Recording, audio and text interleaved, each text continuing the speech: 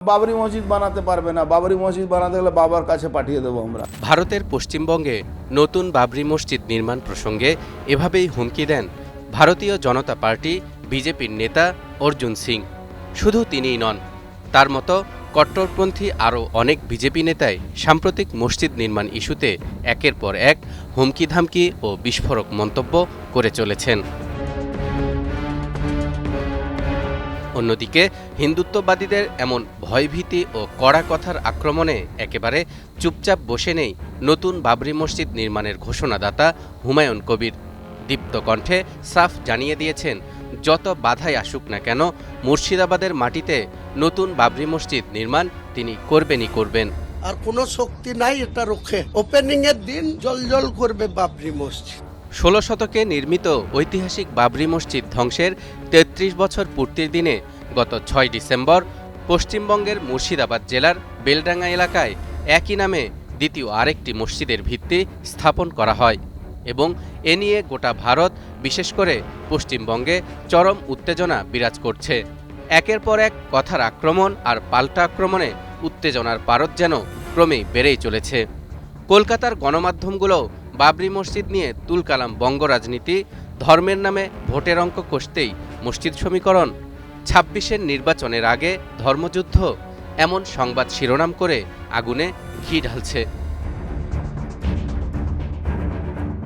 এমন অবস্থায় নতুন বাবরি মসজিদ নির্মাণ ইস্যুতে ঘুরে ফিরে যে নামটি বারবার সামনে আসছে তা হলো হুমায়ুন কবির। প্রশ্ন হলো, কে এই হুমায়ুন কবির, কি তার পরিচয়? ভারতের মতো হিন্দু প্রধান দেশে সংখ্যালঘু সম্প্রদায়ের একজন নেতা হয়ে কিভাবে তিনি কট্টরপন্থী হিন্দু নেতাদের সঙ্গে লড়ে যাচ্ছেন? ৬২ বছর বয়সী শেখ হুমায়ুন কবির ভারতের পশ্চিমবঙ্গের একজন সক্রিয় রাজনীতিবিদ। বেলডাঙ্গার ২ নম্বর ব্লকের নারকেলবাড়িতে তার জন্ম। ২০১১ সালে শুরু হয় তার রাজনৈতিক পথ চলা, কিন্তু এই ১৫ বছরের ক্যারিয়ারে তিনি বারবার বিতর্কের জন্ম দিয়েছেন। কখনো কংগ্রেস, কখনো তৃণমূল, কখনো বিজেপি, আবার কখনো বা নির্দল, এমন বারবার দলবদল করে হয়েছেন তুমুল আলোচিত। সেই সাথে একের পর এক বিস্ফোরক মন্তব্য করে বারবার খবরের শিরোনাম হয়েছেন। যেমন ২০২৪ সালের মে মাসে ভারতের মাটিতে দাঁড়িয়েই তিনি বলেছিলেন, ২ ঘন্টার মধ্যে আমি যদি হিন্দুদেরকে ভাগীরথী নদীতে ফেলতে না পারি তবে আমি রাজনীতি থেকে সরে দাঁড়াবো। জানা যায়, রেজিনগরে কংগ্রেস দল থেকে হুমায়ুনের রাজনীতিতে উত্থান। কংগ্রেসের টিকিটে ২০০৮ সালে প্রথমে জেলা পরিষদ সদস্য, এরপর ২০১১ সালে রেজিনগর থেকে বিধায়ক নির্বাচিত হন। তবে এর পরপরই কংগ্রেসের সঙ্গে তার সম্পর্কের অবনতি ঘটে। ২০১২ সালের নভেম্বরে কংগ্রেস ছেড়ে মমতা বন্দ্যোপাধ্যায়ের তৃণমূলে যোগদান করেন এবং প্রাণিসম্পদ বিকাশ দপ্তরের প্রতিমন্ত্রী হন। ২০১৩ সালের উপনির্বাচনে তৃণমূলের হয়ে লড়াই করেন এবং হেরে যান। কাজ শুরু করেন জেলা তৃণমূলের নেতা হিসেবে, কিন্তু তৃণমূল নেতৃত্বের সঙ্গে মনোমালিন্য শুরু হলে ধীরে ধীরে বাড়তে থাকে দূরত্ব। দলীয় শৃঙ্খলা ভঙ্গের অভিযোগ এনে ২০১৫ সালের ফেব্রুয়ারিতে তৃণমূল থেকে বহিষ্কার করা হয় হুমায়ুনকে।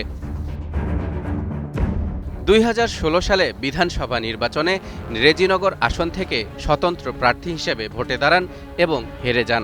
তারপর আবার যোগদান করেন কংগ্রেসে। ২০১৮ সালের পঞ্চায়েত নির্বাচনে কংগ্রেসের হয়ে ময়দানেও নেমেছিলেন তিনি। একসময় কংগ্রেসে মন না টেকায় ২০১৮ সালের জুন মাসে বিজেপিতে যোগদান করেন হুমায়ুন কবির। ২০১৯ সালের লোকসভা নির্বাচনে মুর্শিদাবাদ কেন্দ্র থেকে বিজেপির টিকেটে লড়াই করেন হুমায়ুন। তবে ২০১৯-এর ডিসেম্বরে আবার বিজেপির সঙ্গে সম্পর্ক ত্যাগ করেন তিনি। এরপর আবার যোগ দেন তৃণমূলে। ২০২১ সালে ভরতপুর বিধানসভা কেন্দ্রে তৃণমূল প্রার্থী করে তাকে। সেবার কংগ্রেসকে হারিয়ে জেতেন হুমায়ুন। এরপর থেকেই শুধুই তৃণমূল, তৃণমূল আর তৃণমূল। কিন্তু ২০২৫-এর শেষের দিকে এসে আবারও বিপত্তি। এবারের কারণ মসজিদ নির্মাণ। হুমায়ুন কবির নভেম্বরেই জানিয়ে দেন, ৬ ডিসেম্বর ঐতিহাসিক বাবরি মসজিদের আদলে একই নামে পশ্চিমবঙ্গের মুর্শিদাবাদে তিনি একটি মসজিদের ভিত্তিপ্রস্তর স্থাপন করবেন। হুমায়ুনের এই কর্মসূচি ঘোষণার পর থেকেই রাজ্য জুড়ে শুরু হয় তুমুল উত্তেজনা ও বিতর্ক। হিন্দু ধর্মাবলম্বীদের অভিযোগ, সাম্প্রদায়িক দাঙ্গা লাগাতেই হুমায়ুন কবির বাবরের নামে মসজিদ তৈরিতে হাত দিয়েছেন।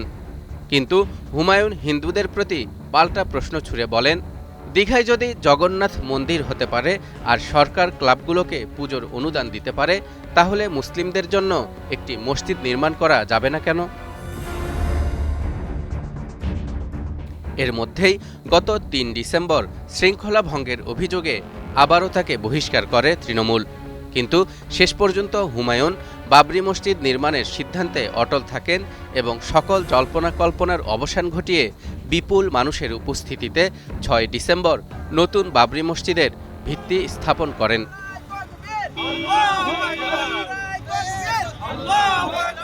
বর্তমানে শাসক আর বিরোধী গোষ্ঠী সবাই চাইছে হুমায়ুনকে শত্রু শিবিরে ঠেলতে। সবার তুনেই সন্দেহের তীর, যে তীরের ফলায় লেখা হয়েছে ভরতপুরের সাসপেন্ড হওয়া তৃণমূল বিধায়ক হুমায়ুন কবিরের নাম। বিজেপি বলছে হুমায়ুন তৃণমূলের সিক্রেট এজেন্ট, আর তৃণমূলের দাবি হুমায়ুন যা করছেন সবই বিজেপির ইশারায়। তবে কোন দলের সন্দেহ ঠিক, নাকি দুই দলই ভুল নিশানায় তীর তাক করছে, তা বুঝতে হলে বিধানসভা ভোট পর্যন্ত অপেক্ষা করতে হবে।